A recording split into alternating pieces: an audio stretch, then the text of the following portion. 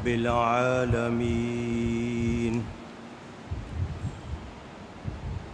والعاقبة للمتقين والصلاة والسلام على رسوله سيد المرسلين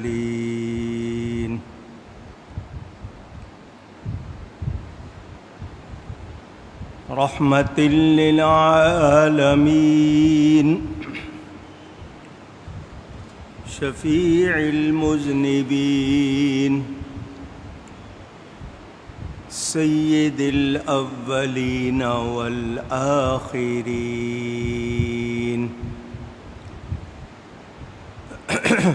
سيدنا ومولانا محمد رسول رب العالمين وعلى آله وأصحابه أجمعين أما بعد فأعوذ بالله من الشيطان الرجيم بسم الله الرحمن الرحيم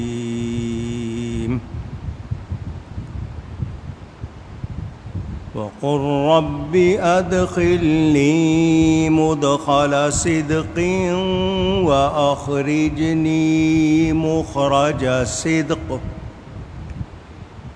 واجعل لي من لدنك سلطانا نصيرا صدق الله العلي العظيم. محبت کے ساتھ ایک مرتبہ دروشی پڑھ لیجئے. اللهم صل على سيدنا ومولانا محمد معدن الجود والكرم وآله وصحبه وبارك وسلم. الصلاة والسلام عليك يا رسول الله. الصلاة والسلام عليك يا حبيب الله. الصلاة والسلام عليك يا رحمة للعالمين وعلى آلك وأصحابك يا شفيع المذنبين. حمد و صلات کے بعد قرآن کریم کی ایک آیت برکت حاصل کرنے کے لیے آپ کے سامنے تلاوت کی ہے. انشاءاللہ کچھ باتیں محبت کی آپ تک پہنچاؤں گا. اللہ تعالی مجھے حق بیان کرنے، ہم سب کو حق سن کر اس کو قبول کرنے، اس پر عمل کرنے اور اس پر قائم رہنے کی توفیق عطا فرمائے. مہینہ ہے ذی الحجہ کا. گزشتہ جمعے حج کے حوالے سے کچھ باتیں آپ تک پہنچائی تھیں اور ذکر شروع ہوا تھا مدینہ منورہ حاضری کا. آج اس حوالے سے کچھ باتیں کروں گا.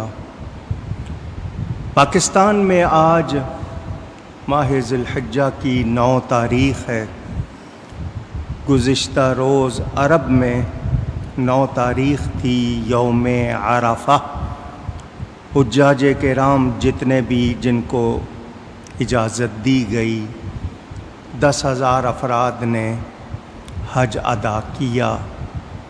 اللہ تعالی ہم سب کو حج بیت اللہ اور زیارت مدینہ کی سعادت عطا فرمائے۔ میں نے عرض کی تھی کہ کچھ لوگ پہلے مدینہ منورہ جاتے ہیں، بارگاہ مصطفیٰ صلی اللہ علیہ وآلہ وسلم میں حاضری دیتے ہیں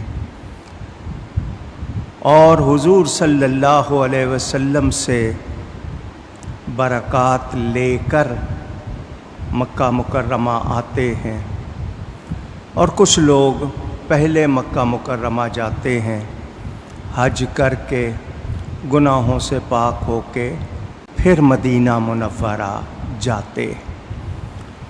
اللہ تعالی قادر و قدیر ہے، اس نے اپنے حبیب پاک صلی اللہ علیہ وآلہ وسلم کو مکہ مکرمہ میں پیدا فرمایا، لیکن ان کا روضہ، ان کی قبر منور مدینہ منورہ میں، کہ کوئی نبی کو طفیلی نہ بنائے بلکہ نبی کے طفیل سمجھے جو کچھ بھی ہے، اور خاص طور پر وہاں کی نیت سے بندہ جائے۔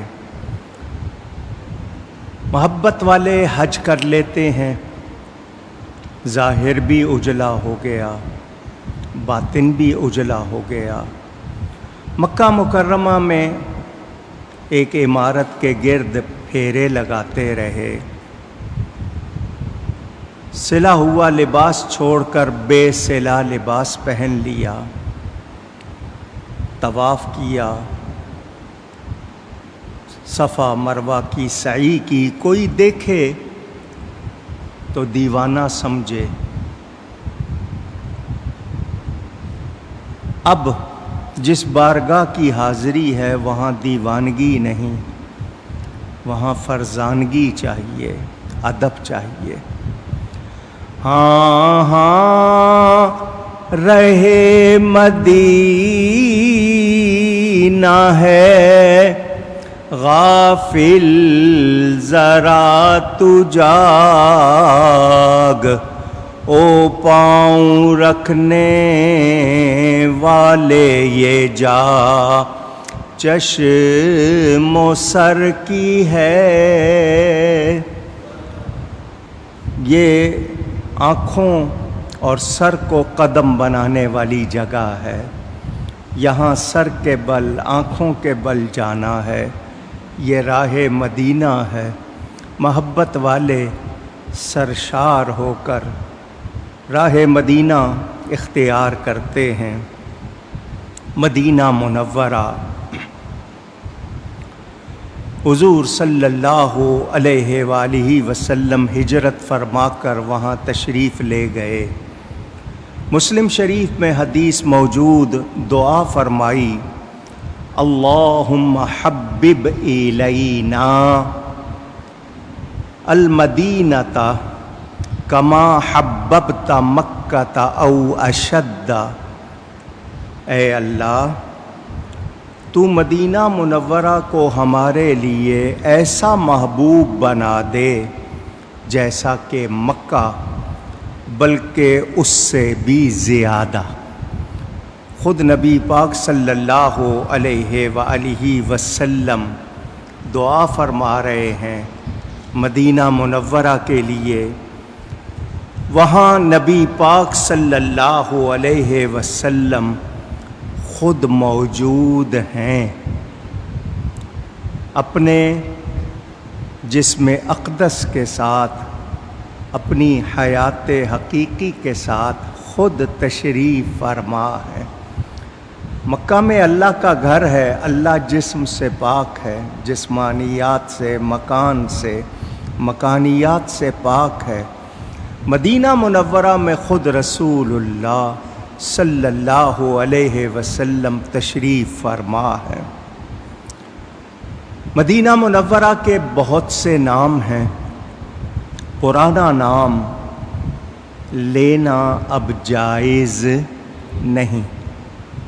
کوئی بے دھیانی میں کہہ دے تو توبہ کرے، اور 10 مرتبہ مدینہ منورہ کہے، بھلے وہ شاعری میں ہو یا کسی طرح بھی، اب پرانا نام لینا جائز نہیں۔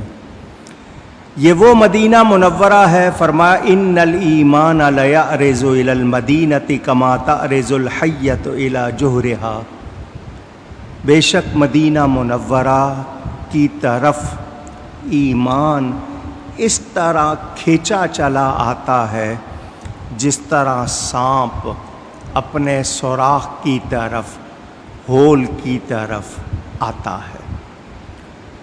میرے پیارے نبی پاک صلی اللہ علیہ وسلم نے دعا فرمائی، المستدرک میں حدیث موجود، اللہم انک اخرجتنی من احب البلاد الی فاسقنی احب البلاد الیک، اے اللہ بے شک تو نے مجھے میرے پیارے شہر سے نکالا، تو اب مجھے اپنے پیارے شہر میں بسا۔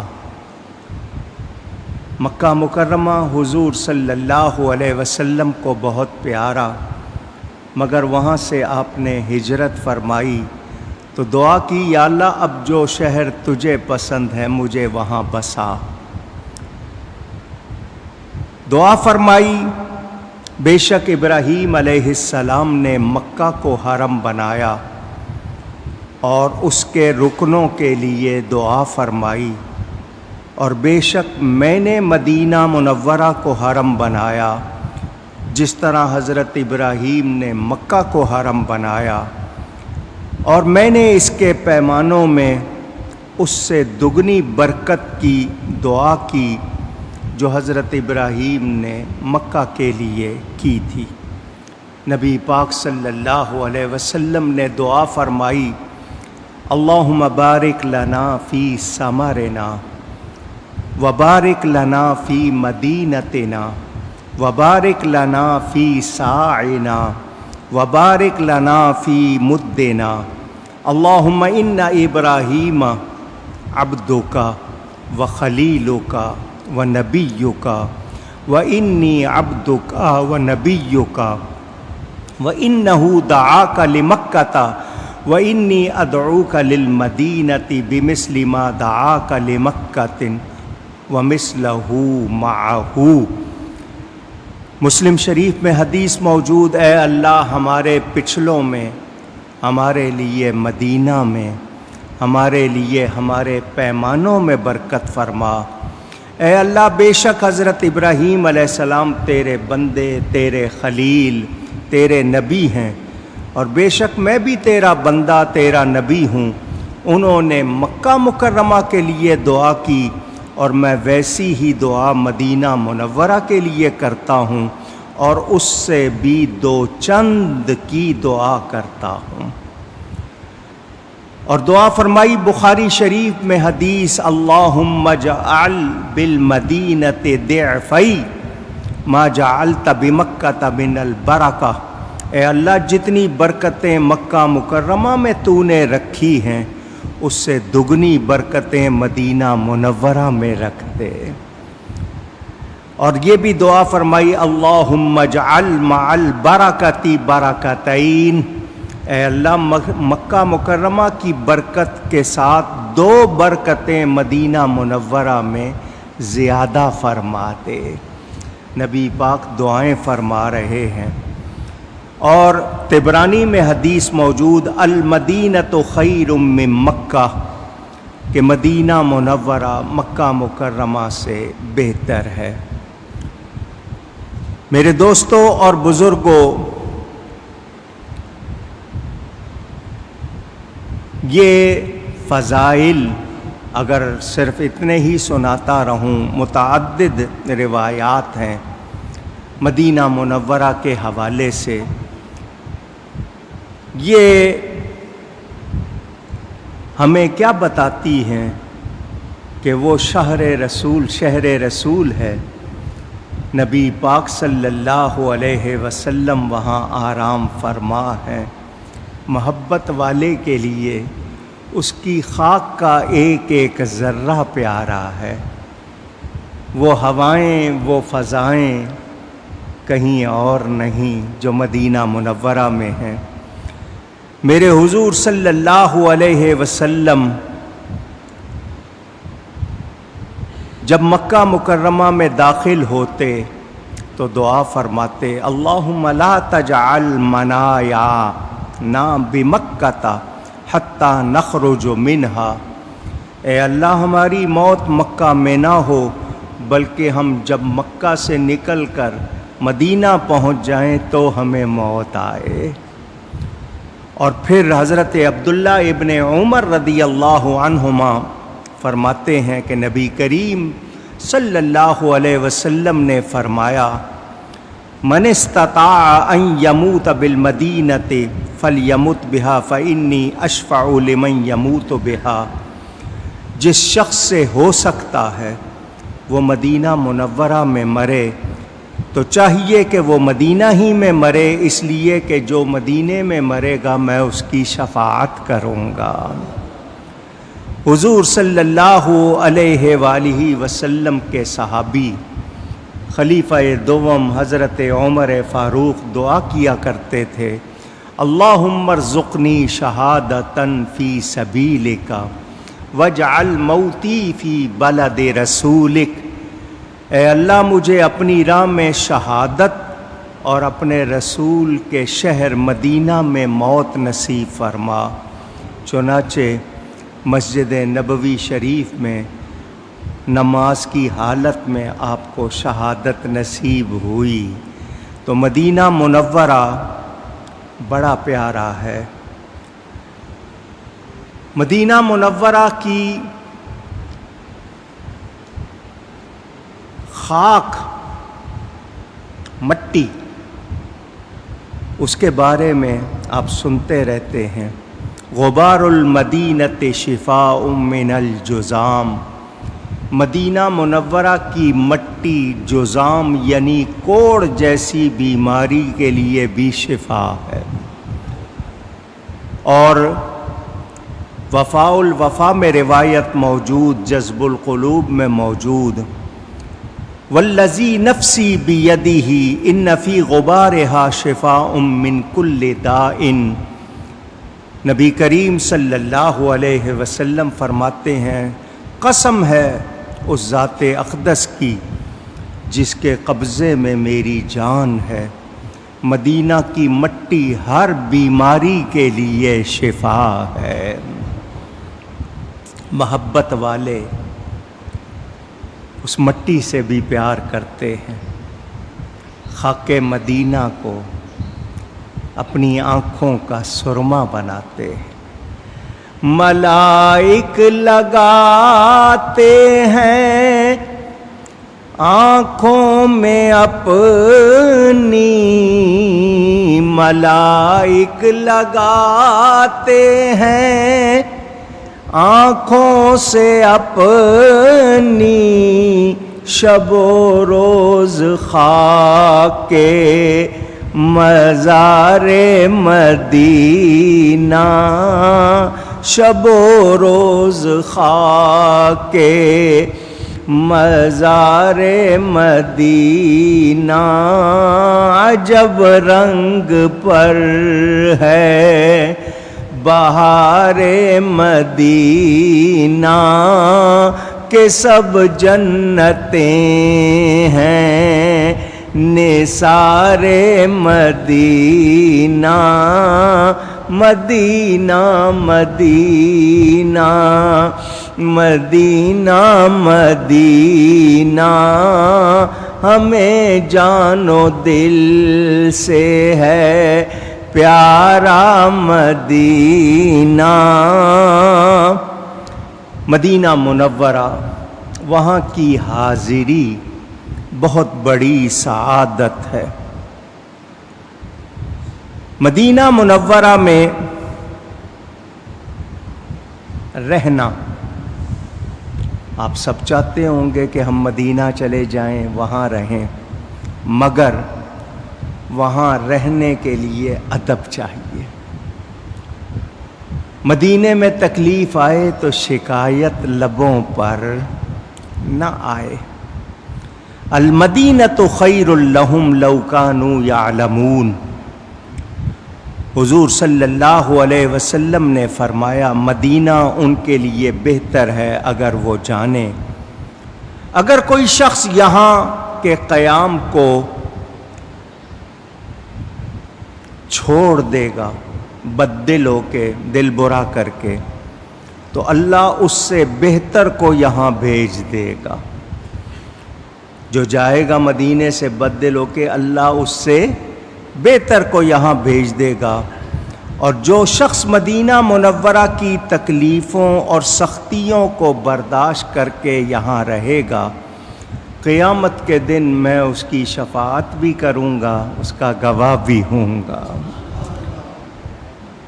یہ مدینہ وہ ہے، فرمایا من اراد اہل المدینۃ بسوء عذابہ اللہ کما یذوب الملح فی الماء۔ مسلم شریف میں حدیث، جو مدینے والوں کے ساتھ برائی کا ارادہ کرتا ہے جس نے کیا، تو اللہ اسے ایسے گھلا دے گا جیسے نمک پانی میں گھل جاتا ہے۔ تو جب نبی کے شہر کے لیے، شہر میں رہنے والوں کے لیے اتنی بات فرمائی گئی، تو نبی کے پیاروں کے لیے سوچنا چاہیے۔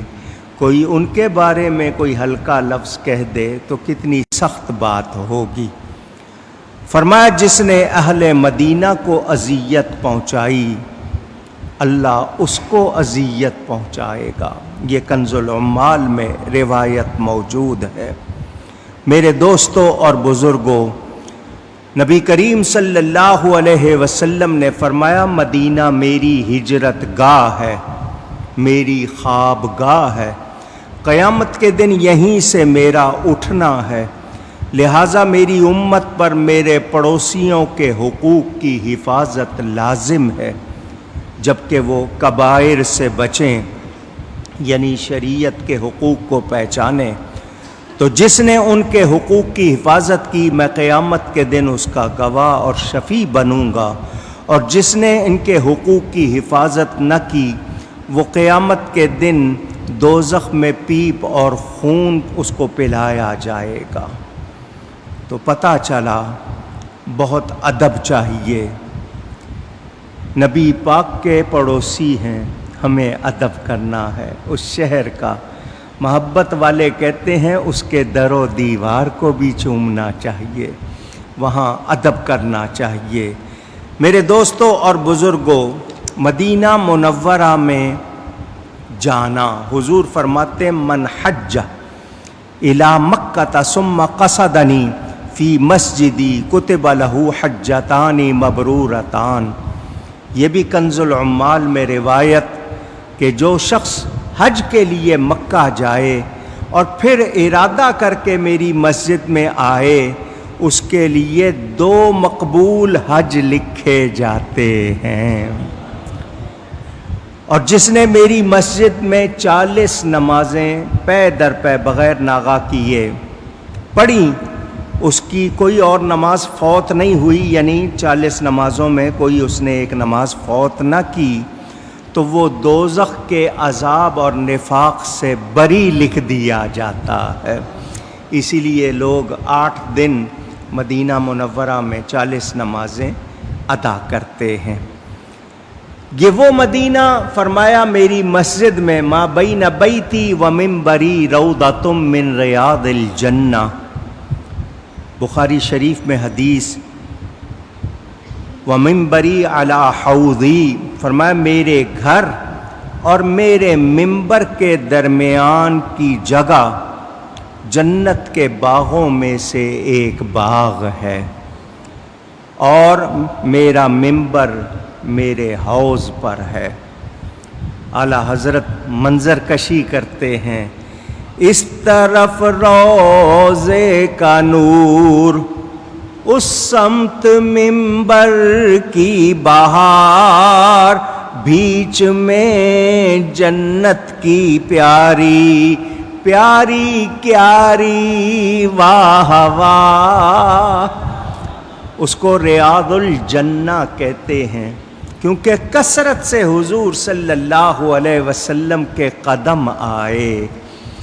وہ ریاض الجنہ، جنت کا منظر کسی نے دنیا میں جنت دیکھنی ہو تو وہاں جا کر وہ منظر دیکھ آئے۔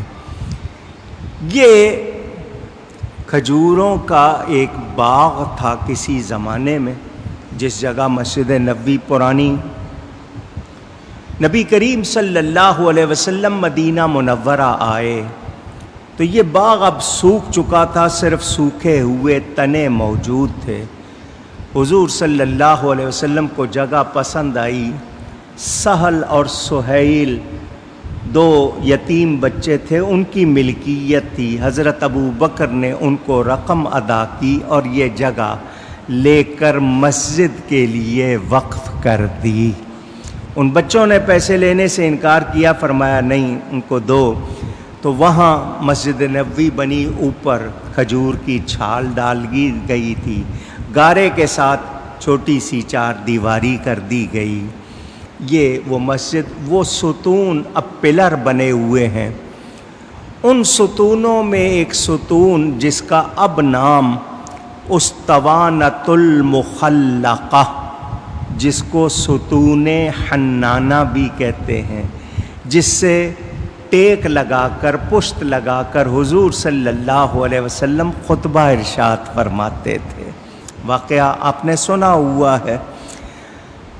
ایک خاتون تھی صحابیہ، انہوں نے ممبر بنوا دیا، حضور ممبر پر تشریف فرما ہوئے تو یہ ستون جس سے حضور پشت لگاتے تھے یہ رونے لگا۔ اس طرح رویا جیسے عقل والے روتے ہیں۔ کوئی نظر نہیں آ رہا تھا مگر رونے کی آواز آ رہی تھی۔ حضور صلی اللہ علیہ وسلم ممبر سے نیچے تشریف لائے، اس کو پیار سے سینے سے لگایا، اس پر ہاتھ پھیرا، فرمایا اگر میں اس پہ ہاتھ نہ پھیرتا، سینے سے نہ لگاتا، یہ قیامت تک روتا ہی رہتا۔ اس بے جان تنے میں نبی نے جان ڈال دی۔ حضور صلی اللہ علیہ وسلم نے اس سے پوچھا کیا چاہتا ہے؟ اس نے کہا جی یہی چاہتا ہوں آپ کی پشت میرے ساتھ لگی رہے، اور آپ خطاب فرمائیں۔ تو حضور نے اپنے ممبر کے نیچے اس کو دفن کروایا، اس کے اوپر ممبر، فرمایا ساتھ ہی رہے گا، وہ جنت میں لگ گیا۔ اندازہ کیجئے حضور صلی اللہ علیہ وسلم کا ارشاد وفاء الوفا میں ہے کہ بے شک میری مسجد میں ایک ایسی جگہ ہے، اگر لوگوں کو اس کی فضیلت معلوم ہو جائے تو اس کے لیے ہجوم کی وجہ سے قرعہ ڈالنا پڑے، یعنی باری آنے کا لوگوں کو انتظار کرنا پڑے۔ اگر معلوم ہو جائے کہ اس جگہ، وہ جگہ کتنی شان والی ہے، تو لوگ وہاں پر نماز پڑھنے کے لیے اتنے جمع ہو جائیں کہ باری ان کے درمیان قرعہ ڈالنا پڑے کہ اب کس کی باری ہے، اب کس کی باری ہے۔ لوگوں نے حضرت سیدہ عائشہ صدیقہ ام المومنین رضی اللہ تعالی عنہا سے پوچھا وہ کون سی جگہ ہے، تو شروع میں تو ام المومنین نے نہیں بتایا، لیکن حضرت عبداللہ بن زبیر جو ان کے بھانجے تھے، ان کے اصرار پر بتا دیا۔ تو جب بتا دیا تو حضرت سیدہ عائشہ صدیقہ کے نام سے ہی اس ستون کا نام اسطوانہ عائشہ صدیقہ ہو گیا۔ محبت والے وہاں 2 رکعت نماز ادا کرتے ہیں۔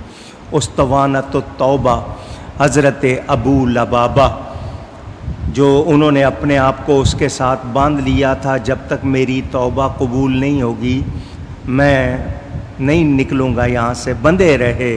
ان کی توبہ قبول ہوئی، حضور نے ان کو کھولا، اس ستون کا بھی وہاں موجود۔ اس کے علاوہ اسطوانۃ السریر، یہ حضور یہاں کبھی کبھی لیٹ جایا کرتے تھے، آرام فرماتے تھے، تو حضور نے اعتکاف بھی اسی جگہ فرمایا۔ اسطوانۃ الحرس، حرس کے معنی حفاظت کے ہیں۔ اسی جگہ حضرت علی کرم اللہ تعالی وجہ الکریم راتوں کو بیٹھ کر حضور صلی اللہ علیہ وسلم کے لیے چوکیداری پہرہ داری کرتے تھے، پاسبانی کرتے تھے۔ تو یہ اس حوالے سے یہ اسطوانۃ الحرس۔ پھر اسطوانۃ الوفود، اسطوانہ ستون کو، پلر کو کہتے ہیں۔ عرب کے جو وفد آتے تھے حضور صلی اللہ علیہ وسلم سے ملنے، وہ اس جگہ بٹھائے جاتے تھے۔ اسطوانہ جبریل، جبریل امین علیہ السلام اس مقام پر اکثر آتے وحی لے کر، یہ اس جگہ ان کے نام سے ہے، اندازہ کریں۔ اور اسطوانۃ التہجد، جہاں نبی پاک صلی اللہ علیہ وسلم تہجد عطا فرماتے تھے، یہ وہ مقام ہے۔ پھر نبی پاک صلی اللہ علیہ وسلم کا منبر ہے، پھر محراب ہے جہاں آقا نماز ادا فرماتے، لوگ ان کے پیچھے نماز پڑھتے۔ چبوترا ہے اصحاب صفہ کا، اصحاب صفہ جہاں 70 صحابہ بیٹھتے تھے۔ یہ سارے منظر اس مسجد نبوی شریف میں ہیں۔ دنیا میں مسجدیں بہت سی ہیں، تعمیر کے لحاظ سے خوبصورت ہوں گی، خوشنما ہوں گی اور بہت قیمتی بنائی گئی ہوں گی، مگر جو بات مسجد نبوی شریف کی ہے کہ میرے آقا خود موجود ہیں وہاں، یہ نہیں ہے کہ تھے، اب بھی موجود ہیں وہاں۔ کتنی بڑی سعادت ہے وہاں جانا، اور کتنا مبارک ہے۔ وہاں بہت سی مسجدیں ہیں، بہت سے مقام ہیں، صحابہ کے نام کی مسجدیں، جہاں جنگ ہوئی تھی، جنگ خندق، اس کے حوالے سے مسجدیں، جہاں حضور عید پڑھاتے تھے۔ غار سجدہ ہے، پھر وہاں مدینہ منورہ کا قبرستان ہے، جس میں 10,000 سے زیادہ صحابہ آرام فرما ہے۔ نبی پاک صلی اللہ علیہ وسلم کی 9 بیویاں آرام فرما ہیں، 3 پھوپھیاں آرام فرما ہیں، 4 بیٹیاں آرام فرما ہیں، حضرت عثمان غنی آرام فرما، حضور کے چچا حضرت عباس، حضور کی چچی حضرت فاطمہ بنت اسد، حضور کی دائی حضرت حلیمہ آرام فرما ہیں، اور کیسی کیسی ہستیاں وہاں آرام فرما ہیں۔ وہاں ان سب کے مزاروں پر گنبد بنے ہوئے تھے، جو اس حکومت نے آنے کے بعد ختم کر دیے۔ اب لوگ اس قبرستان میں صبح فجر کے بعد اور عصر کے بعد جاتے ہیں اور حاضری دیتے ہیں۔ اہل بیت رسول وہاں آرام فرما۔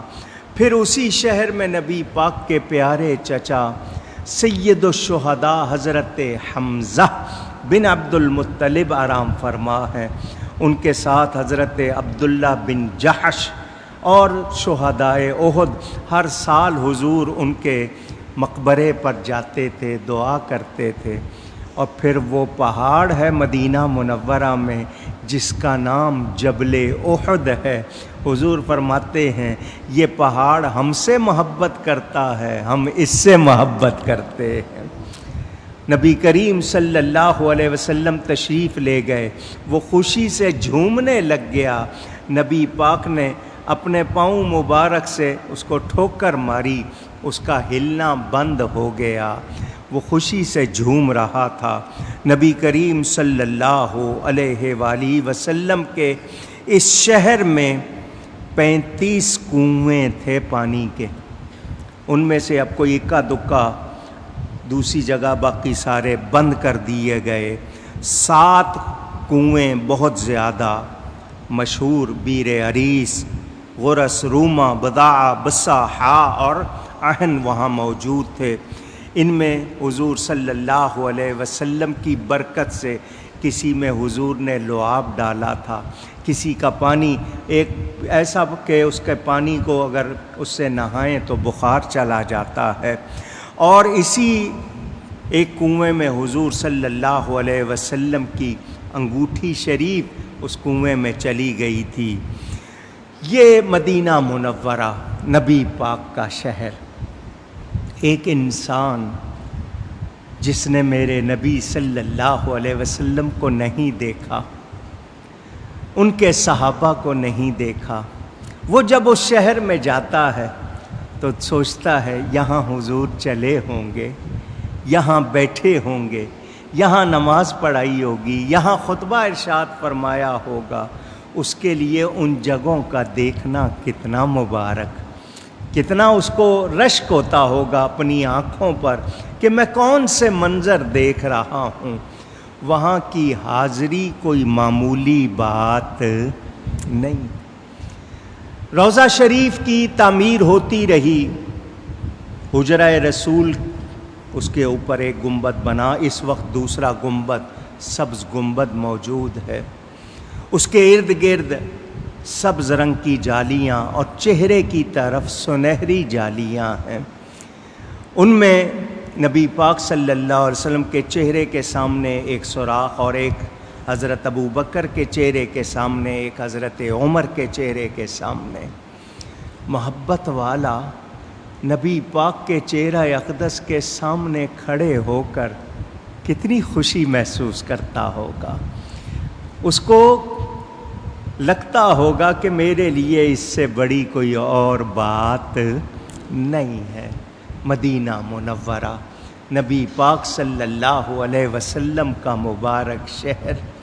ادب والوں نے ادب کیا، آپ سنتے رہتے ہیں امام اعظم کتنا ادب کرتے تھے، امام مالک کتنا ادب کرتے تھے، مفسرین نے، شارحین حدیث نے ایسی پیاری پیاری باتیں لکھی کہ پڑھیں تو پتہ چلتا ہے۔ محبت والوں نے پوری پوری کتابیں لکھی ہیں مدینہ منورہ کے لیے، وہاں کی زیارت گاہوں کے لیے۔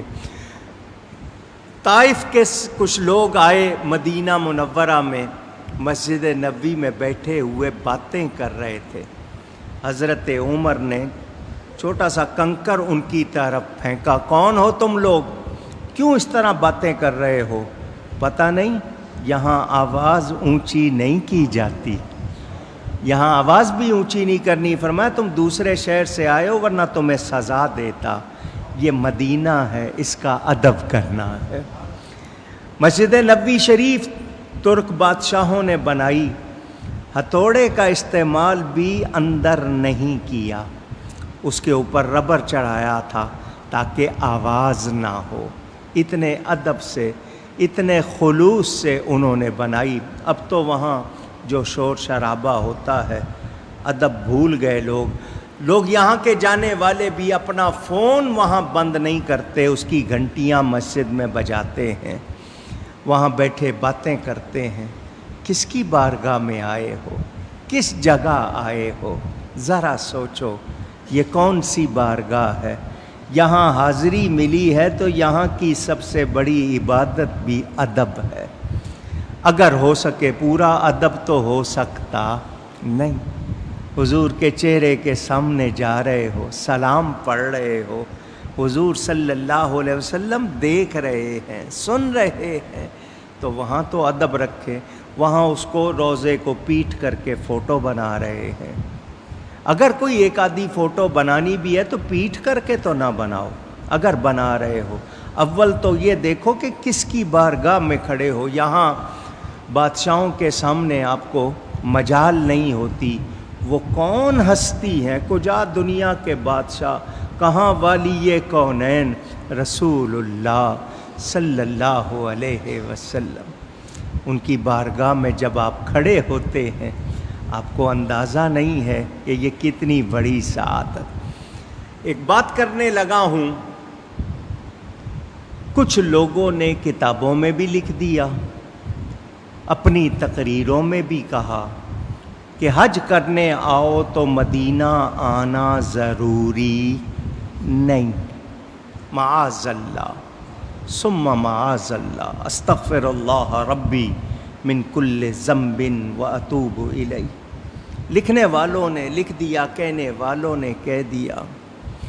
ان سے پوچھنا چاہتا ہوں، میرے آقا کریم صلی اللہ علیہ وسلم اللہ کے آخری نبی نہ ہوتے تو کیا مکہ ہوتا، کعبہ ہوتا، حج ہوتا؟ نہیں۔ یہ سب برکت ہے رسول اللہ صلی اللہ علیہ وسلم۔ خود اللہ فرماتا ہے پیارے تجھے نہ بناتا تو میں کچھ بھی نہ بناتا۔ تو ہمیں تو حج بھی ملا ہے تو نبی کے صدقے ملا ہے، ان کی برکت سے ملا ہے۔ حضور صلی اللہ علیہ وسلم کی بارگاہ میں حاضری نہ دینا، کیا اس سے بڑی کوئی شقاوت ہو سکتی ہے؟ شقاوت کے معنی بدبختی۔ ہم وہاں جائیں نبی پاک کو سلام نہ کریں، ان کی بارگاہ میں حاضری نہ دیں، یہ کیسی بات ہے؟ اللہ فرماتا ہے وَلَوْ أَنَّهُمْ إِذْ ظَلَمُوا أَنفُسَهُمْ جَاءُوكَ، اور لوگ جب اپنی جانوں پر ظلم کر بیٹھیں تو چاہیے کہ محبوب تیرے پاس آ جائیں۔ کہاں آ جائیں؟ اونچی۔ بہت سے لوگ مدینہ نہیں جا سکتے، پیسے نہیں ہیں، آسانیاں نہیں ہیں، ان کی پاس سہولت نہیں ہے، تو وہ جہاں ہیں وہیں سے حضور کی بارگاہ میں توجہ کر لیں، دل مدینہ بنا لیں، حضور کی طرف توجہ کریں۔ میرے آقا کی نورانیت پوری کائنات میں موجود ہے۔ اللہ فرما رہا ہے میرے حبیب تیرے پاس آ جائیں، آ کے کیا کریں؟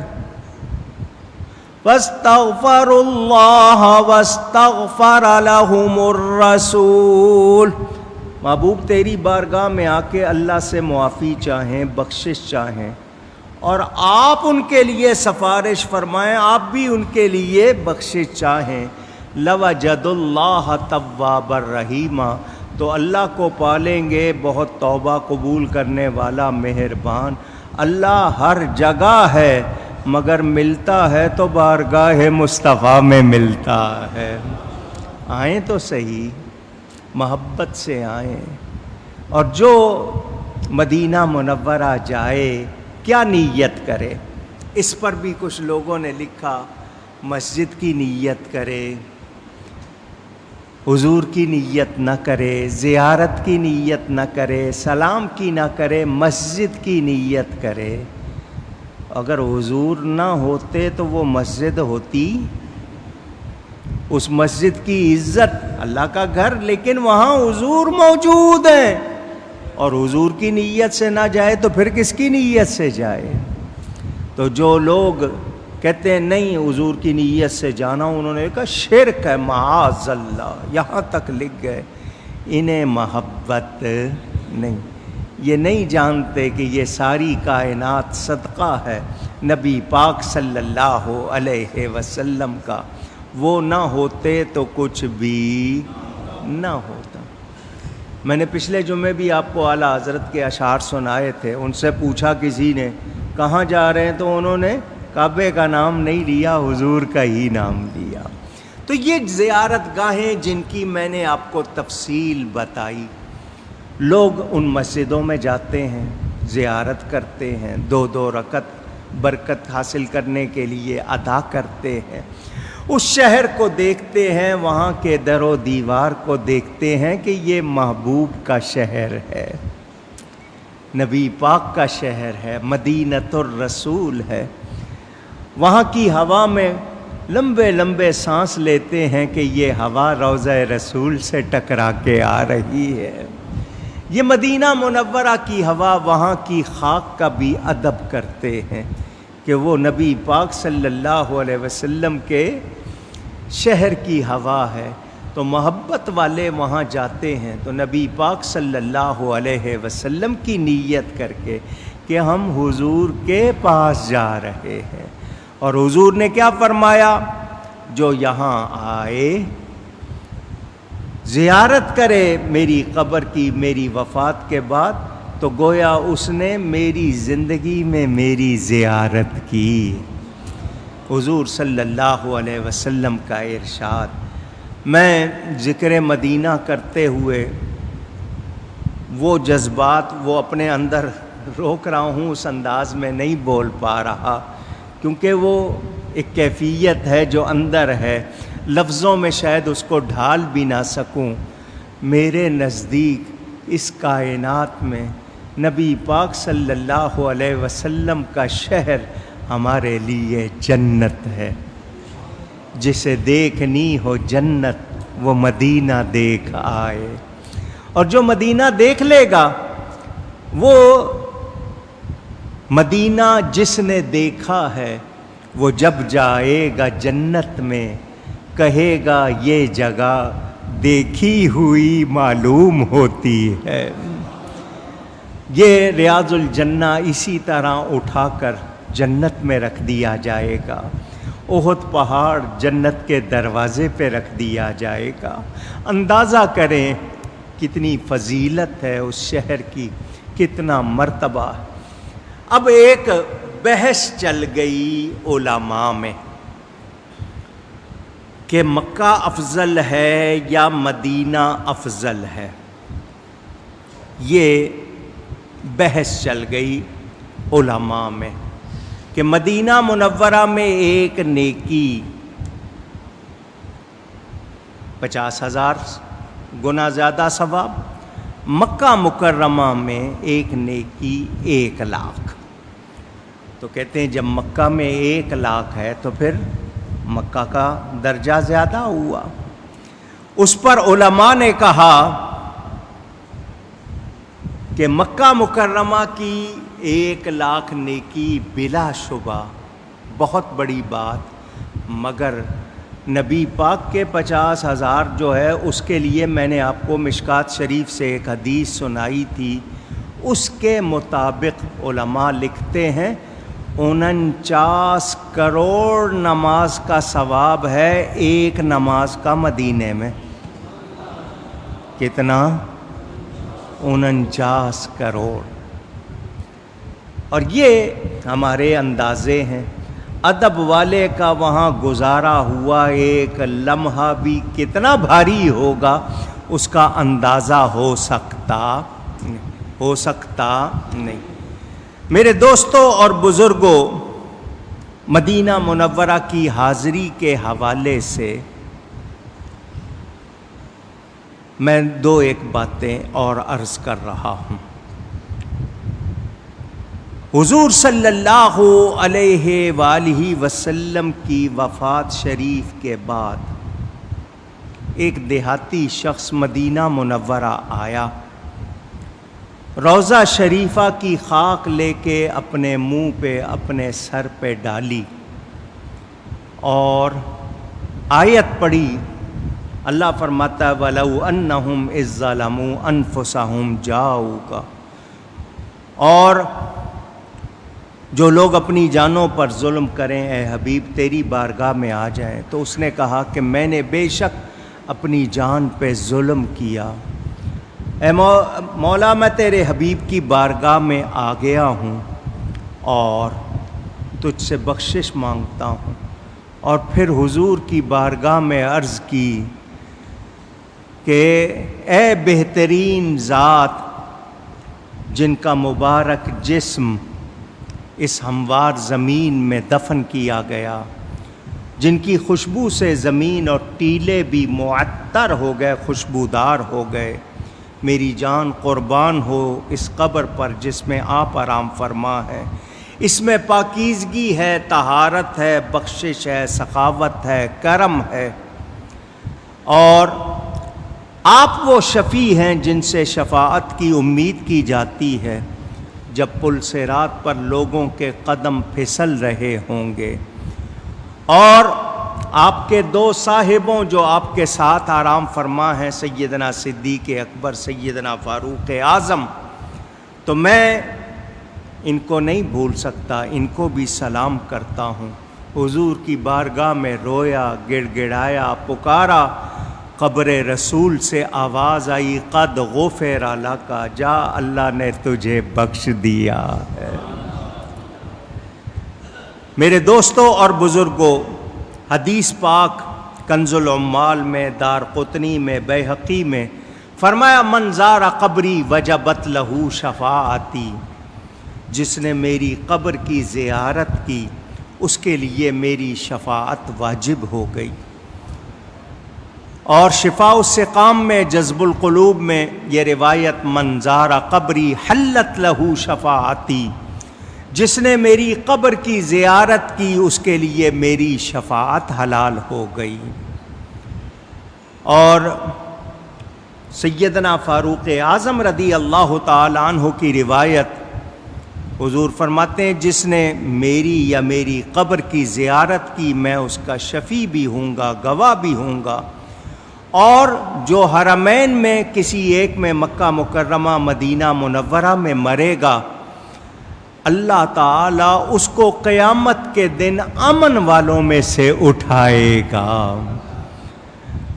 فرمایا من حج فزار قبری بعد موتی کان کمن زارنی فی حیاتی، مشکات شریف میں حدیث موجود، جس نے حج کیا اور میری قبر کی زیارت کی میری وفات کے بعد تو یہ ایسا ہے کہ اس نے میری حیات میں میری زیارت کی۔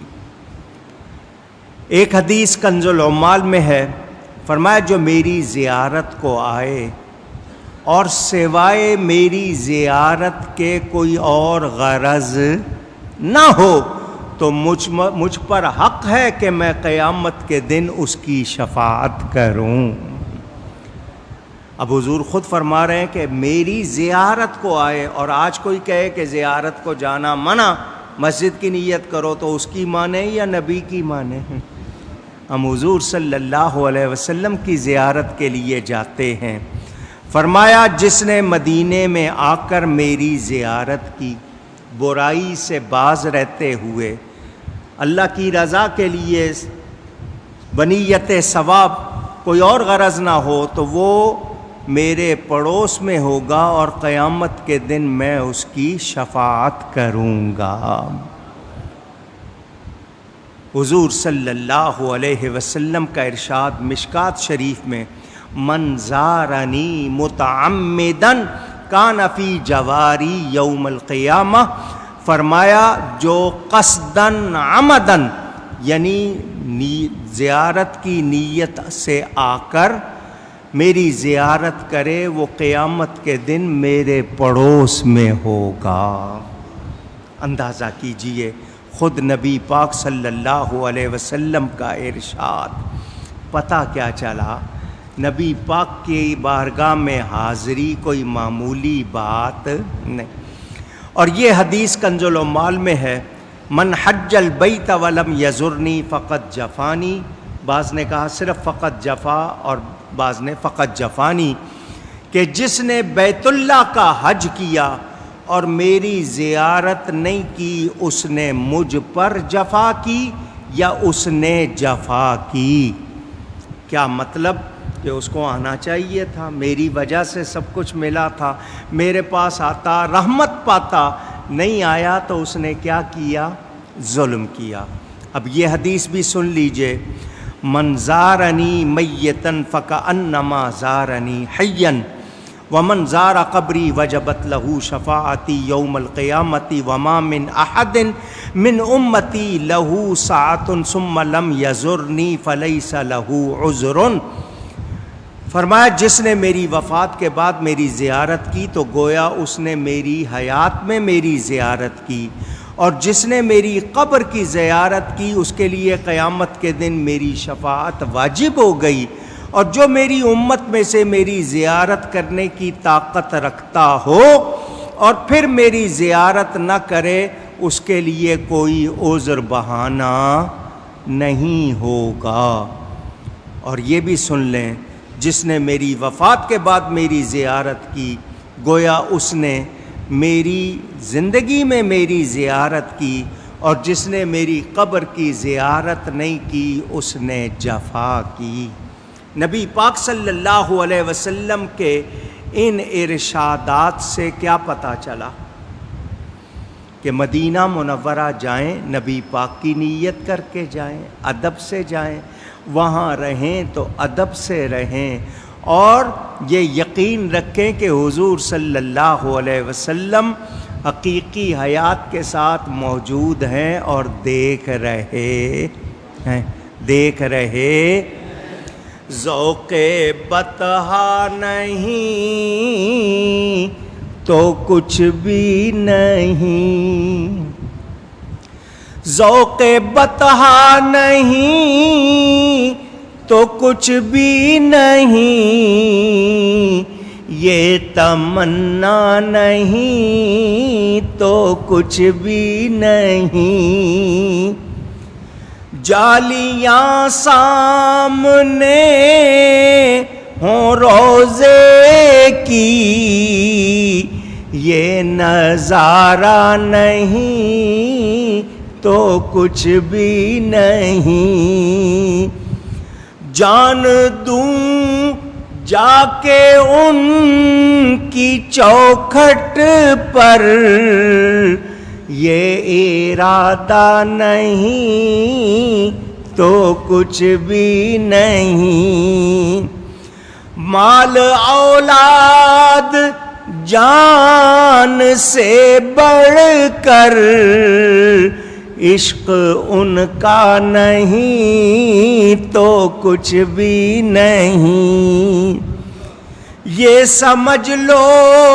کہ دل کی رگ رگ میں گر مدینہ نہیں تو کچھ بھی نہیں۔ اللہ تعالی نبی پاک صلی اللہ علیہ وسلم اور ان کی نسبتوں کی محبت عطا فرمائے۔ محبت والے کس طرح جاتے تھے، کس طرح حاضری دیتے تھے، کس طرح محبت سے وہاں رہتے تھے، ادب سے، وہ واقعات پڑھنے سننے کے لائق ہیں۔ ہم گوار لوگ، ہمیں وہ ادب آتا نہیں مگر جاتے ہیں۔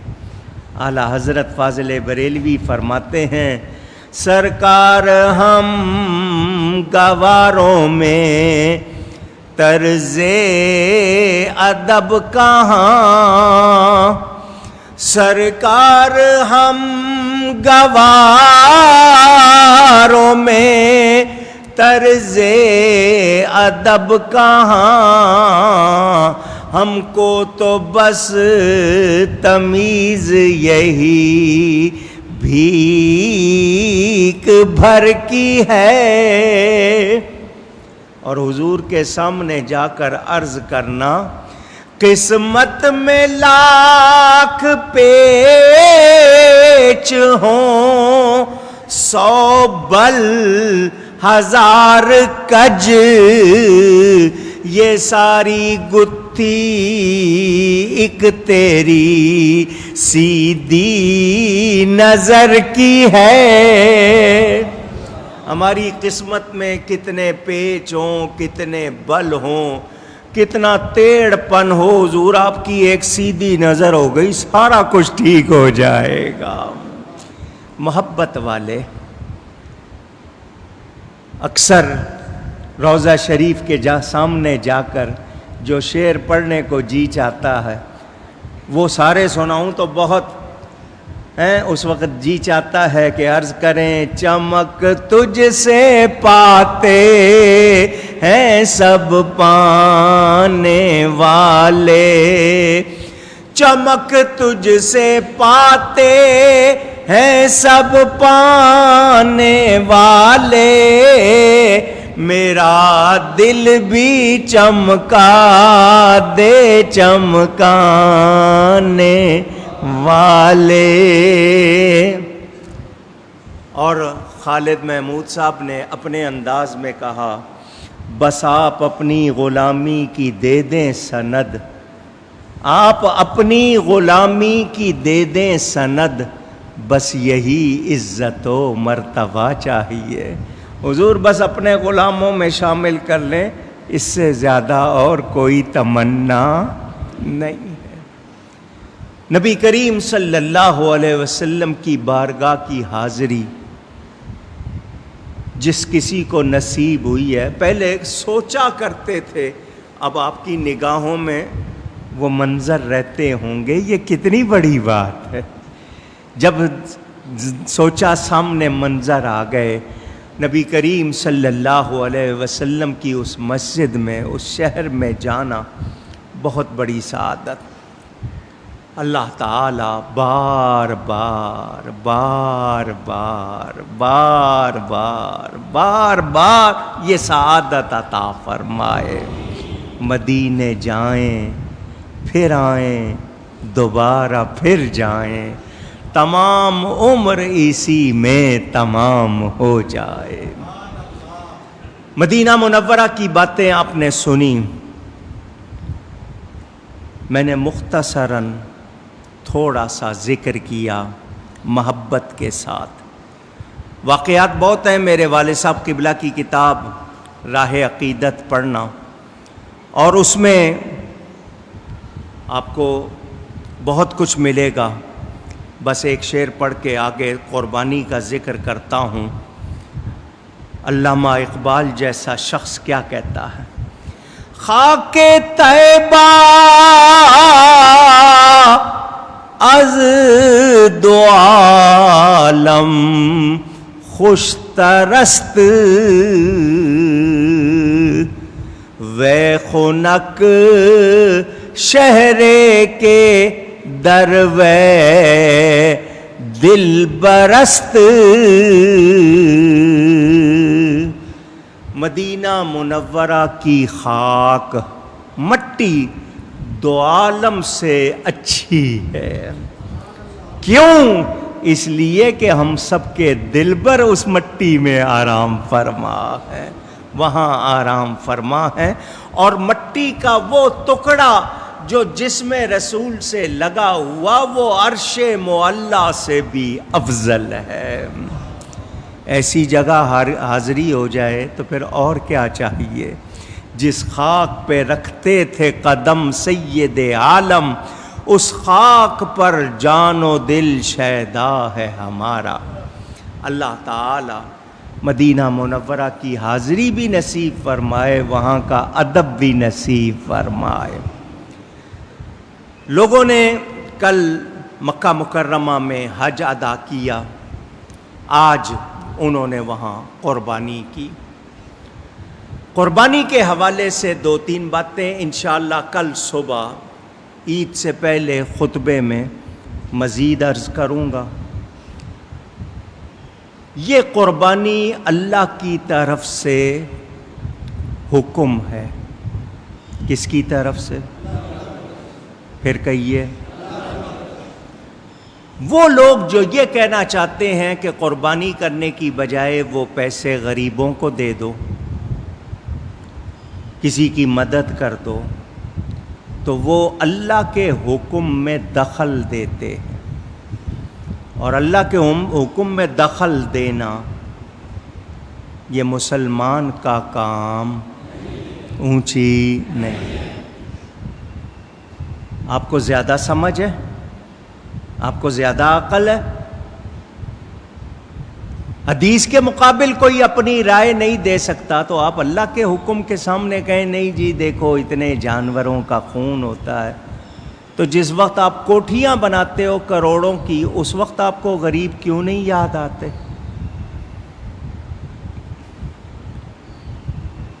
ایک شخص فون خریدے، 1.25 لاکھ کا فون لیا ہے، دوست کہتے ہیں واہ بڑا اچھا ہے بھائی، ہاں پارٹی دو، کچھ ہمیں کھلاؤ پلاؤ، تم نے فون لیا۔ وہ کہے میں نے 10 کروڑ کا مکان لیا۔ ارے واہ بہت اچھی بات ہے بھائی، بڑا شاندار مکان ہے، پارٹی دو۔ وہ کہے میں نے قربانی کے لیے بکرا لیا 40,000 کا 50,000 کا۔ ارے یار یہ تو نے کیا کیا؟ وہ فون پہ کچھ نہیں بولے، مکان پہ کچھ نہیں بولے، اللہ کی راہ میں قربانی کرنی ہے تو بول پڑے۔ کیوں بولے؟ ان کو پتہ نہیں ہے کہ قربانی کیا ہے۔ یہ ہے اپنی جان دینا یا اپنے بیٹے کو قربان کرنا۔ اللہ حکم دیتا اپنی جان قربان کرو، کرتے یا نہیں کرتے؟ آواز نہیں نکلی۔ اللہ حکم دیتا بیٹا قربان کرو، کرتے یا نہیں کرتے؟ کرتے۔ اس اللہ کا شکر کرو جس نے جان کا بیٹے کا بدل جانور بنا دیا۔ اسی کے دیے ہوئے مال میں سے کرتے ہیں، اپنی طرف سے نہیں کرتے۔ اس پر اعتراض کرنا عجیب بات ہے۔ جو لوگ ایسا کرتے ہیں ان کو توبہ کرنی چاہیے۔ اللہ کے حکم میں دخل دینے کی ان کے پاس کوئی گنجائش نہیں ہے۔ یہ قربانی، اس کے دن بھی خاص ہیں، جانور بھی خاص ہیں۔ ہر جانور کی قربانی نہیں، 3 قسمیں ہیں۔ کتنی؟ اونچی کہیے گا۔ بکری، گائے، اونٹ۔ دوہرا لیں، بکری، گائے، اونٹ، نر مادہ دونوں شامل۔ بکری میں دمبا، مینڈا، بھیڑ وہ بھی شامل۔ بکری 1 سال کی، گائے 2 سال کی، اونٹ 5 سال کا۔ بکری بکرا 1 سال سے کم ہو قربانی نہیں ہو سکتی۔ گائے 2 سال سے کم ہو، گائے ہو، بیل ہو، 2 سال سے کم ہو تو نہیں ہو سکتی۔ اونٹ، اونٹنی 5 سال سے کم ہو تو قربانی نہیں۔ ستھرا جانور، مہنگا جانور، قیمت میں بھی اچھا ہو، صحت میں بھی اچھا، جتنے پیسے لگاؤ گے ہر بال کے بدلے نیکی ملے گی۔ بال گن کے دکھاؤ کسی ایک کھال پہ، اتنی نیکیاں ملتی ہیں۔ اور جب جانور کا خون زمین پہ گرتا ہے، آپ اللہ کی راہ میں اس کا خون بہاتے ہیں، آپ کے گناہ معاف ہو جاتے ہیں۔ کتنی بڑی بات۔ تو یہ جان کا بدل ہے۔ شکر ہے کہ جانور کو بنا دیا۔ جذبہ تو یہ ہونا چاہیے کہ جان بھی دینی پڑے تو ہم دریغ نہ کریں۔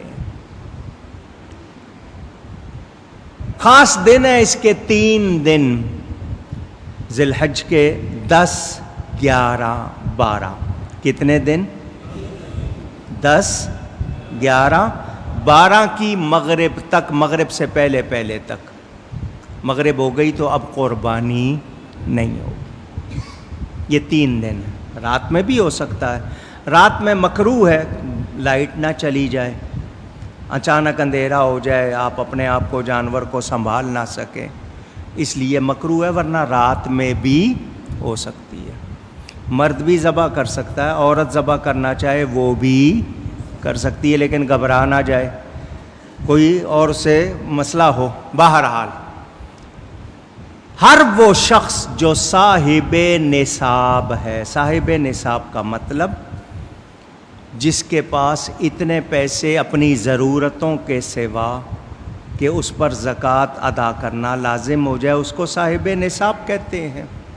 52.5 تولے چاندی۔ کتنی؟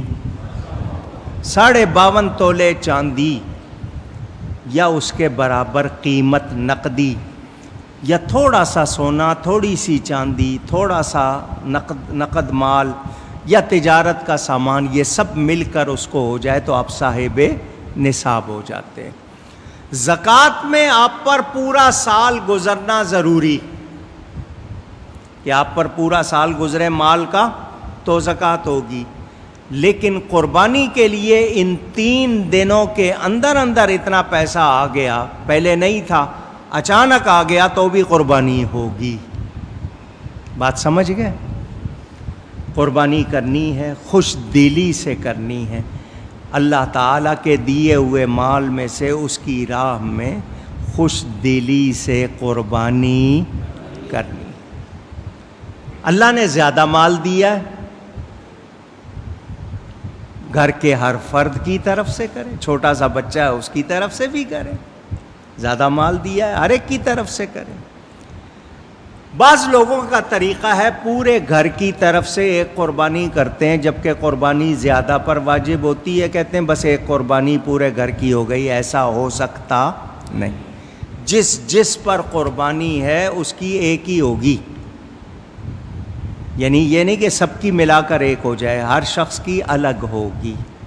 بیوی کے پاس سونا بھی ہے، نقدی ہے، اس کی الگ، آپ کے پاس ہے، آپ کی الگ، بیٹے بیٹیاں جوان ہیں، ان کے پاس سونا چاندی نقدی ہے، ان کی الگ، اور اللہ نے توفیق دی ہے تو چھوٹے بچوں کی طرف سے بھی کریں، نبی پاک صلی اللہ علیہ وسلم کی طرف سے کرنا چاہیں، صحابہ، اہل بیت، اپنے والدین، وہ اضافی ہوگی، یعنی آپ اپنی کر لیں پھر ان کی طرف سے کریں، یہ نہیں ہے کہ ان کی طرف سے کر دی بس ان کی طرف سے ہو گئی ہماری بھی ہو گئی، ایسا نہیں ہے، یہ یاد رکھے۔ حضرت علی کرم اللہ تعالی وجہ الکریم ہر سال حضور کی طرف سے بھی کرتے تھے، تو اللہ کے پیاروں کی طرف سے کرنا، اللہ نے مال دیا ہے، بہت اچھی بات ہے، خوشی کی بات ہے، کرنی چاہیے۔ قربانی کرنے کے لیے آپ نے باتیں سن لی کہ صاحب نصاب ہو گئے تو قربانی کرنی ہوگی۔ بے عیب جانور، بے عیب سے مراد کہ اس میں ظاہری طور پر عیب نہ ہو، عیب دار نہ ہو، یہ مراد، لنگڑا نہ ہو، کانا نہ ہو، کان کٹا نہ ہو، سینگ ٹوٹا نہ ہو، بہت زیادہ بیمار لاغر کے ہڈیاں نظر آ رہی ہیں، سارا کچھ اندر گیا ہوا ہے، وہ والا حال نہ ہو۔ کوئی آپ سے بادشاہ کہے مجھے ایک بکرا لا کے دو تو آپ چھانٹ کے لے جاؤ گے، بہت اچھا ہے، بادشاہ کو دینا ہے، تو اللہ کی بارگاہ میں قربان کرنا ہے تو اچھا کرنا ہے، کوئی عیب والا نہیں۔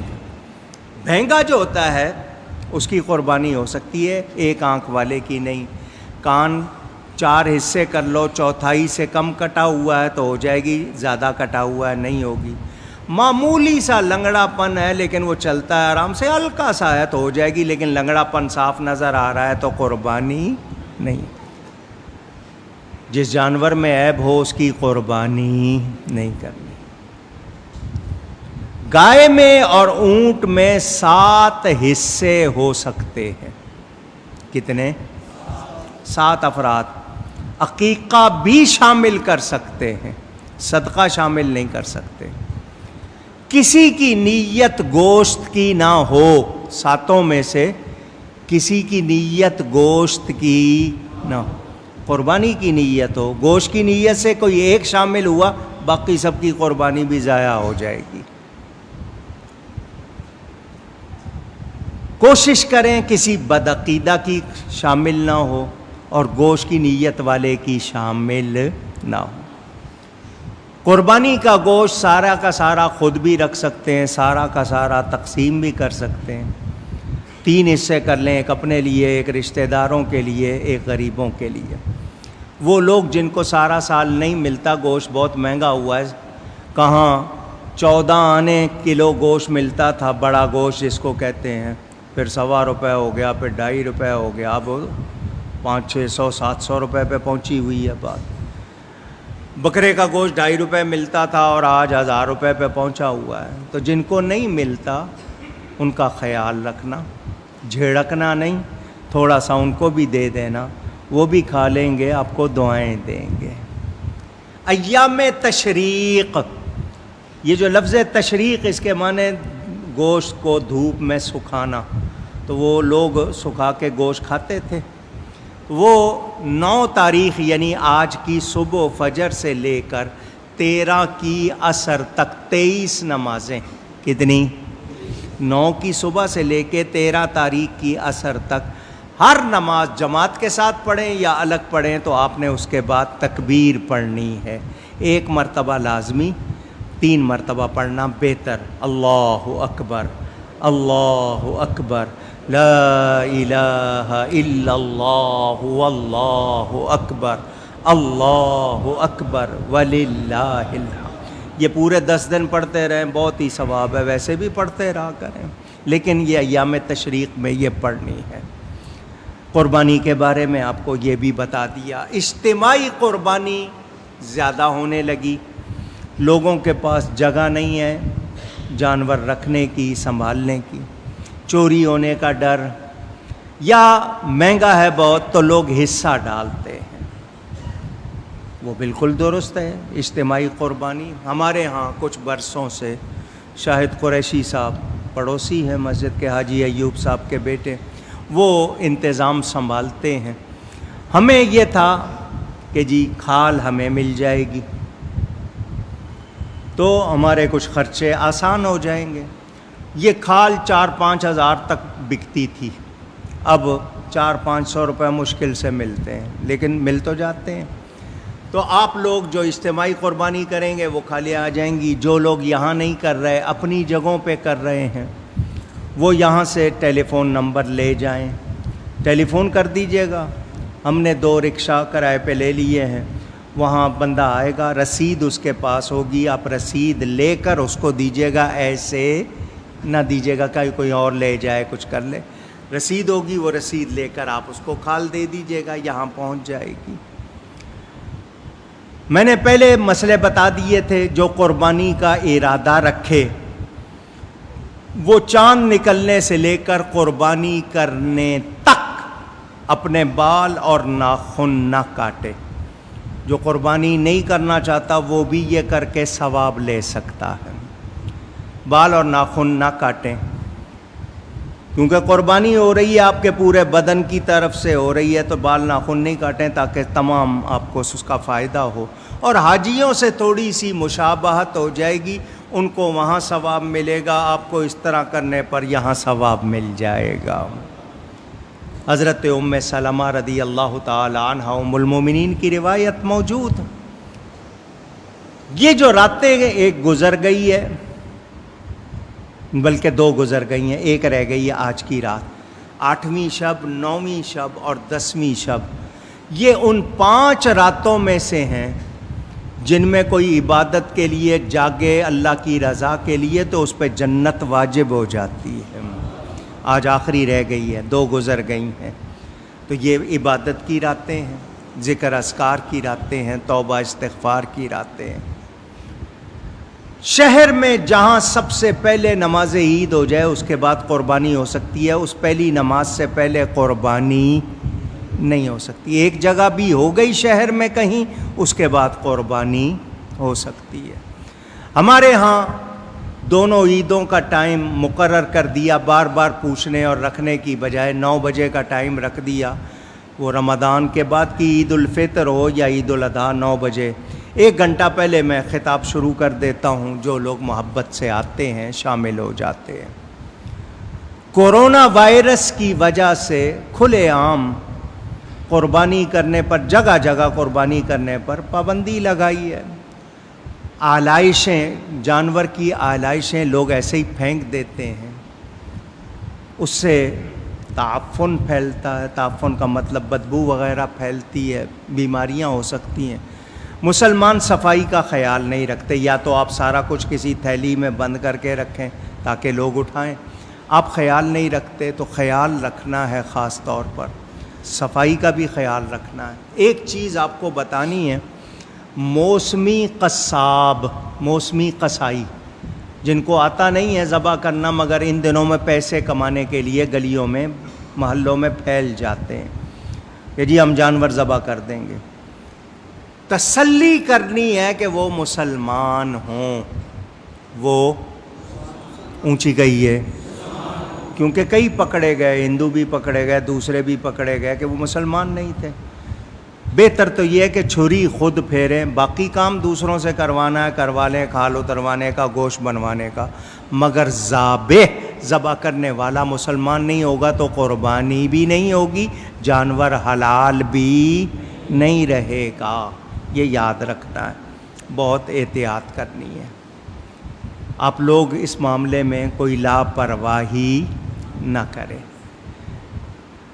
کوشش کیجئے گا صفائی رہے، ستھرائی رہے، اور آپ لوگ اپنے آپ میں بھی، گھروں میں بھی گوشت پکانوں میں، کچھ لوگوں میں مشہور ہے آدھا روزہ، کیونکہ حضور صلی اللہ علیہ وسلم عید الفطر پر کھجوریں کھا کے جاتے تھے، عید الفطر پر کچھ کھا کے نہیں جاتے تھے۔ جب واپس قربانی ہوتی تو سب سے پہلے کلیجی جو تیار ہو جاتی ہے وہ تناول فرماتے تھے، تو لوگوں میں آدھا روزہ مشہور ہے۔ اگر کوئی کرنا چاہے، لیکن یہ نہیں کہ وہ نہیں کرے گا تو گناہگار، ایسی بات نہیں ہے۔ عیدو مولوی جنہوں نے بال ناخن نہیں کاٹے، شیب بڑھ جاتی ہے، 10 دن کے لیے شیب بڑھانے کو تیار ہو جاتے ہیں. تو جب 10 دن کے لیے بڑھا رہے ہو، یہ تو مستحب ہے، صرف پسندیدہ، اور داڑھی مونڈنا تو حرام ہے. تو اگر اب رکھ ہی لی ہے تو اس کو رکھ ہی لو، بجائے مونڈنے کے کوشش کرو، داڑھی رکھو. اللہ کا حکم، نبی کی سنت رکھنی چاہیے. میرے دوستوں اور بزرگوں، اس قربانی کے لیے لوگ اکثر جانور لیتے ہیں عمر دیکھنے کے لیے 2 دانت. مشہور ہے لوگوں میں 2 دانت کا ہے تو پورا ہے. حالانکہ وہاں پر ریتی اور وہ لے کے بیٹھے ہوئے ہیں 2 دانت بنانے والے مویشی منڈی میں، وہ گھس گھس کے 2 بنا بھی دیتے ہیں. مسلمان ہیں نا، پیسے کمانے ہیں، نہ خدا یاد ہے نہ موت یاد ہے. آپ نے گھر میں پالا ہے، 2 دانت نہیں ہے لیکن سال کا پورا ہو گیا تو قربانی جائز ہے. 1 سال کا ہونا بکرے کے لیے، گائے کے لیے 2 سال کا ہونا. 2 دانت شرط نہیں ہے لیکن 2 دانت یقینی بات ہوتی ہے. اور لیکن اگر وہ 2 دانت بنائے ہیں تو اب کیا کریں، کیا کچھ ہو رہا ہے. جانور سے فائدہ نہ اٹھانا. اگر پہلے لیا ہے کہ اس پہ بوجھ اٹھوا رہے ہیں یا اس کا دودھ دو رہے ہیں، دودھ دونا ہے تو دوسروں کو پلانا، خود نہیں پینا. تو کوشش کریں اللہ کی رضا کے لیے خوش دلی سے قربانی کریں. اللہ تعالیٰ توفیق عطا فرمائے. باقی مسئلے انشاءاللہ صبح عید کے خطبے میں بیان کروں گا. یہاں تک تو ہو گیا یہ بیان. اب 1-2 باتیں آپ سے ضروری کرنی ہیں، توجہ فرمائیں. وہ لوگ جنہوں نے پاکستان بنتے ہوئے اپنی آنکھوں سے دیکھا، کچھ موجود ہوں گے. جنہوں نے اس میں حصہ لیا شاید وہ بھی موجود ہوں گے، ورنہ ان کی اولاد موجود ہے. اور سب کو یہ معلوم ہے کہ یہ وطن اسلام کے عملی نفاذ کے لیے حاصل کیا گیا تھا. نماز روزے کی ہندوستان میں بھی آزادی تھی مگر وہاں اسلامی نظام نہیں، مسلمانوں کو خوشحالی نصیب نہیں تھی. تو جی علیحدہ وطن کا مطالبہ. پاکستان کا مطلب کیا؟ لا الہ الا اللہ محمد الرسول اللہ صلی اللہ علیہ وسلم. پاکستان بنا کر ہم یہ مقصد بھول گئے، ہمیں یہ یاد نہیں رہا. آج تک کہتے ہیں مدینہ منورہ کے بعد یہ وہ پہلا ملک ہے جو اسلام کے نام پر بنا، مگر یہاں اسلام کے لیے وہ جذبہ، وہ مزاج، وہ ترجیحات نہیں ہیں جو ہونی چاہیے تھی. اس ملک میں اسلام کے خلاف کیا کچھ نہیں ہوا، اور ان لوگوں نے کیا جو خود کو مسلمان کہتے ہیں، کہلاتے ہیں. شیعہ حضرات اہل تشیع، آپ اہل تشیع کہتے ہیں، اہل تشیع آج سے نہیں ہیں، بہت پرانے ہیں. حضور صلی اللہ علیہ وسلم کی ازواج پاک بیویوں کے خلاف، حضور صلی اللہ علیہ وسلم کی اولاد خاص طور پر 3 بیٹیوں کے خلاف، حضور صلی اللہ علیہ وسلم کے صحابہ خاص طور پر اصحاب ثلاثہ حضرت ابوبکر، حضرت عمر، حضرت عثمان کے بارے میں رضی اللہ عنہم بہت غلط باتیں کرتے ہیں. خون کھول جاتا ہے، نیندیں اڑ جاتی ہے، پریشان ہو جاتا ہے بندہ، کیا کروں. کہتے ہیں حضور کی صرف ایک ہی بیٹی حضرت فاطمہ، باقی 3 بیٹیاں نہیں. قرآن کہہ رہا ہے اور یہ کہہ رہے نہیں ہیں. کسی کی اولاد ہو اور کہا جائے یہ تیری اولاد نہیں تو یہ اس کو گالی دینا ہے یا نہیں ہے؟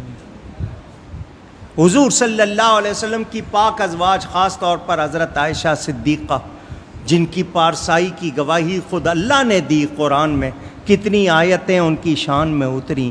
اور پھر ازواج مطہرات مومنوں کی مائیں، ان کے خلاف بکواس. حضرت امیر معاویہ رضی اللہ عنہ، حضرت ابو سفیان رضی اللہ عنہ، ان کے لیے کھلم کھلا کہہ رہے ہیں کہ ہم یوں کہیں گے، ہم یہاں کریں گے. نہ فوج ایکشن لے رہی ہے، نہ عدلیہ لے رہی ہے، نہ حکومت لے رہی ہے۔ کھلم کھلا وہ کہہ رہے ہیں ہم یہ کریں گے، کوئی ان کی زبانیں کھینچنے والا نہیں، کوئی ان کو روکنے والا نہیں۔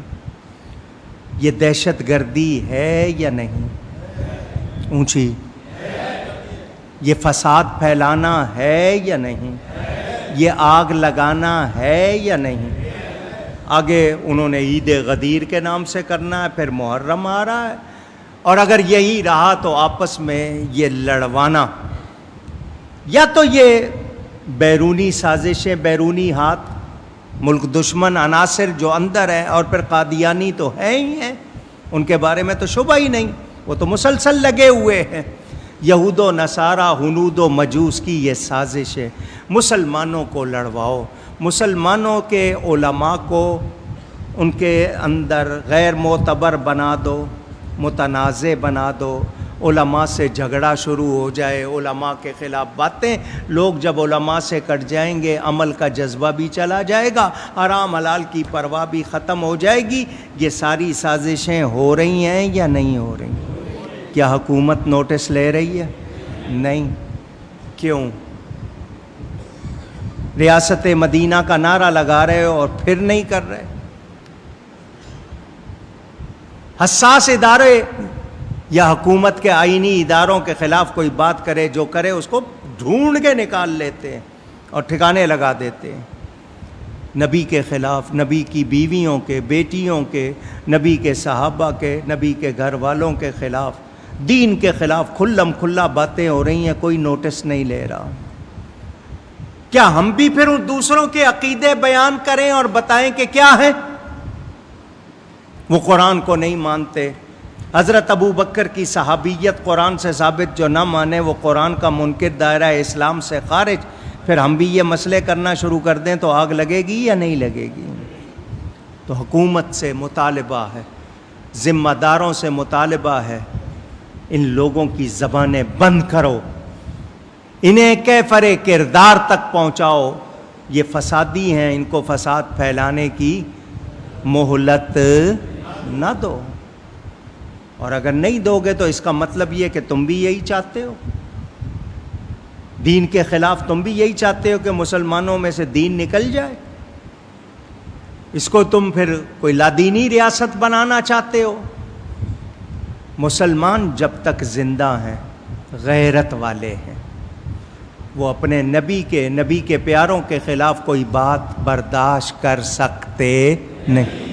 غالب اکثریت اس ملک کی اہل سنت و جماعت ہے، اور ہم تخریب کار نہیں ہیں، ہم فسادی نہیں ہیں، ہم توڑ پھوڑ جلاؤ گھیراؤ سے کوئی تعلق نہیں رکھتے۔ ہمارے جذبات کو مجروح کیا جا رہا ہے، دل آزاری کی جا رہی ہے، ہم سہ نہیں سکتے۔ پھر تنگ آمد بجنگ آمد والی بات نہ ہو جائے کہیں۔ اگر آپ یہی چاہتے ہیں کہ لوگوں کو لڑوائیں، کسی طرح لوگوں کو الجھائیں، اگر آپ یہی چاہتے ہیں تو پھر وہ کچھ ہوگا جو آپ سے بھی پھر سنبھالا نہیں جائے گا۔ خدا کے لیے رحم کریں اور اس ملک کو ایسی آگ میں نہ جھونکیں۔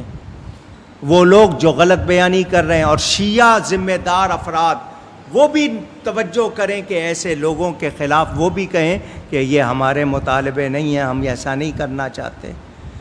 اور اگر وہ اس کی تائید کریں گے تو سب شامل ہوں گے، پھر سب ایک ساتھ ہوں گے۔ ہمیں بہت زیادہ محبت ہے اپنے دین سے، ہم پیار کرتے ہیں اپنے وطن سے، نہ ہم وطن کے خلاف کوئی بات برداشت کریں گے، نہ دین کے خلاف برداشت کریں گے۔ حکومت کو یہی کہتے ہیں، آپ کی قانونی ذمہ داری، قانون بنائے ہوئے ہیں، پھر آپ کیوں نوٹس نہیں لیتے؟ آپ کیوں نہیں ان لوگوں کو پکڑتے؟ 1300 کیسز بنے 295C کے، آج تک کسی کو سزا ہوئی نہیں، کیونکہ دین کو آپ ترجیح ہی نہیں دیتے۔ ایسے مجرموں کو پالتے ہیں، وہ بار بار نکل کے گستاخیاں کرتے ہیں اور امن برباد کرتے ہیں۔ خدا را ہوش کے ناخن لیں، توجہ کریں۔ اللہ تعالیٰ اس ملک کو دشمنوں سے بچائے، گستاخوں سے بچائے، گمراہوں سے بچائے، لادینیت والوں سے بچائے، اور اللہ ہم سب کو صحیح عقیدوں پر ثابت اور قائم رکھے۔ ہم یہی کہیں گے کہ ہم نے ادب سیکھا ہے، ہم نبی کے ہر پیارے کا، نبی کی ہر نسبت کا احترام کرتے ہیں، ہم تو خاک مدینہ کو آنکھوں کا سرما بناتے ہیں۔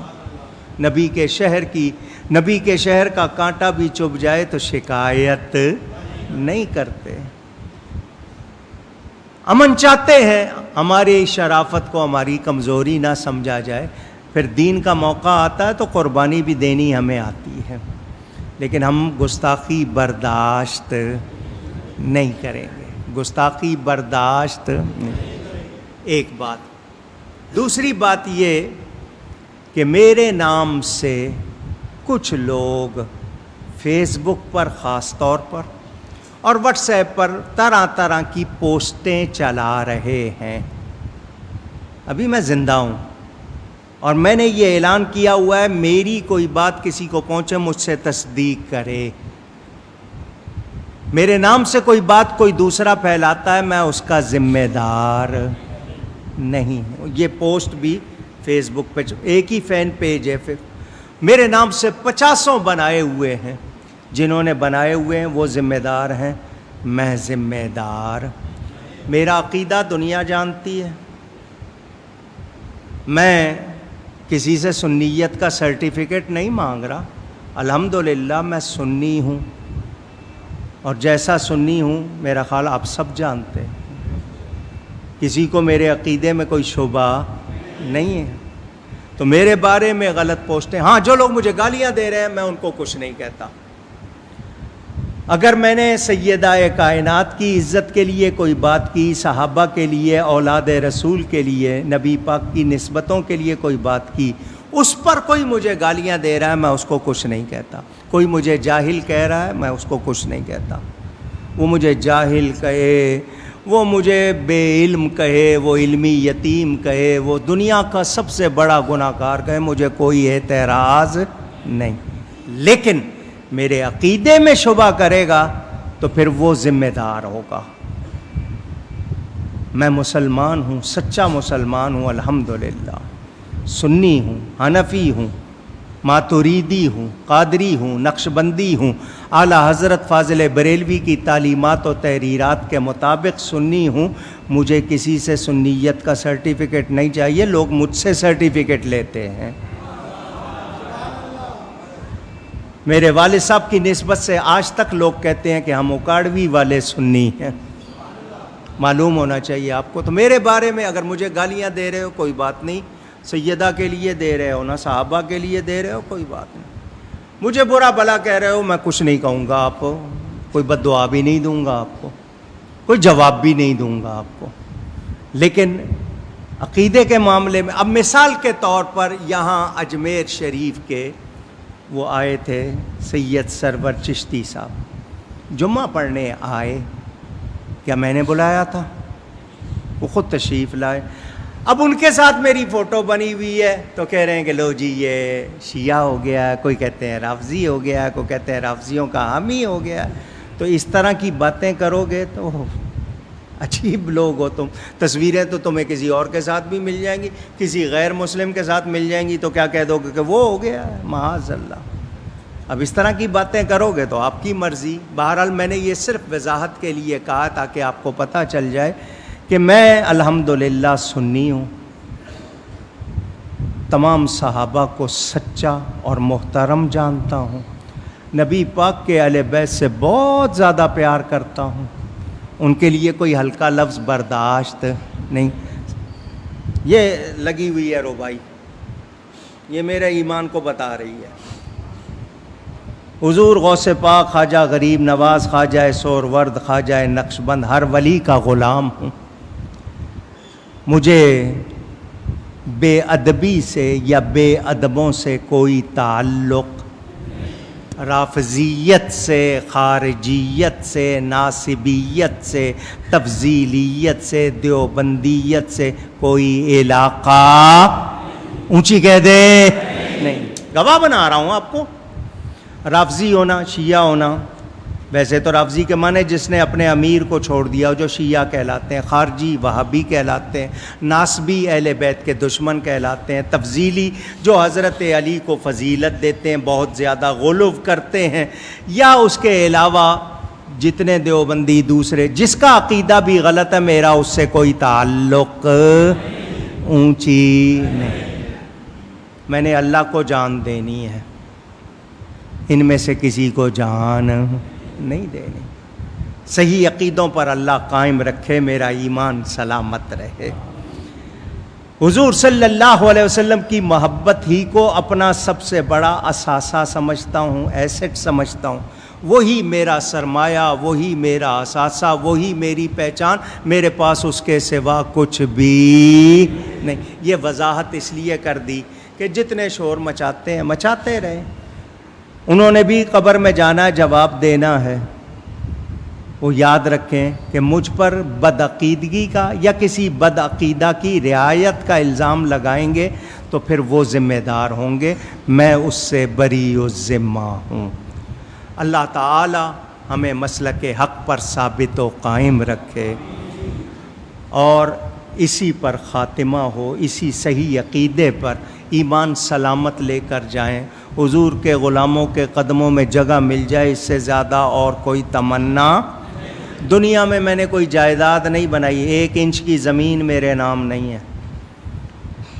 یہ جو گاڑی میرے پاس ہے والد صاحب قبلہ کی لی ہوئی ہے، 1974 سے آج کتنے سال ہو گئے؟ 46 برس ہو گئے، 46 برس ہو گئے میرے پاس وہ گاڑی بھی ابھی تک والد صاحب کے نام، گھر کے ٹیلی فون بھی والد سے، میرے نام کی تو کوئی چیز نہیں۔ اس ٹیلی فون پر میرا نام اس لیے کہ اس پہ آپ کو شناختی کارڈ دینا پڑتا ہے، اس کے علاوہ میری دنیا میں کوئی چیز ہی نہیں ہے۔ کتابیں میں نے بہت خریدی، وہ میری ہیں، بعد میں لوگوں کے کام آئیں گی، ایمان والوں کے۔ میں نے دنیا جمع نہیں کی، میں نے نبی کی محبت جمع کی ہے، نبی کی نسبتوں سے پیار جمع کیا، اللہ اس کو سلامت رکھے۔ میں نے کبھی علم کا دعویٰ کیا کہ میں علامہ ہوں یا عالم ہوں؟ کبھی دعویٰ کیا؟ میں اب بھی کہہ رہا ہوں، میں دنیا کا سب سے زیادہ ان پڑھ سمجھ لو، سب سے زیادہ گناہ گار سمجھ لو، مگر میرے عقیدے میں شبہ نہ کرنا، میرے عقیدے میں کوئی شبہ نہ کرنا، میں سچا سنی ہوں۔ کیا کہتے ہیں؟ ٹناٹن کٹر کہتے ہیں، آپ کے ہاں لفظ ہے الحمدللہ، اور اللہ اسی پر قائم رکھے۔ یہ وضاحت مجھے نہیں کرنی تھی مگر اس لیے کر دی کہ خام خواہ کو بعد میں شور مچانے والوں کا کام شور مچانا ہے، مچاتے رہیں، تو وہ اگر میرے بارے میں لگے رہیں، ان کو شاید یہ خیال لگتا ہے کہ میں اس طرح کی باتوں سے گھبرا کے پیچھے ہٹ جاؤں گا۔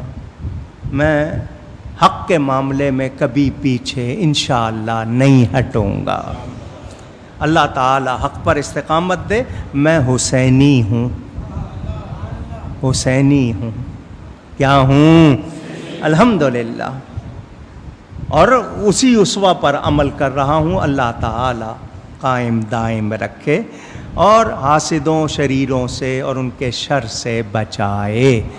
ہمیشہ کہتا ہوں ہر تقریر کے آخر میں، مجھ سے کوئی غلطی ہوئی ہو اللہ کی بارگاہ میں توبہ کرتا ہوں، میں تو سلیٹ صاف کر کے اٹھتا ہوں۔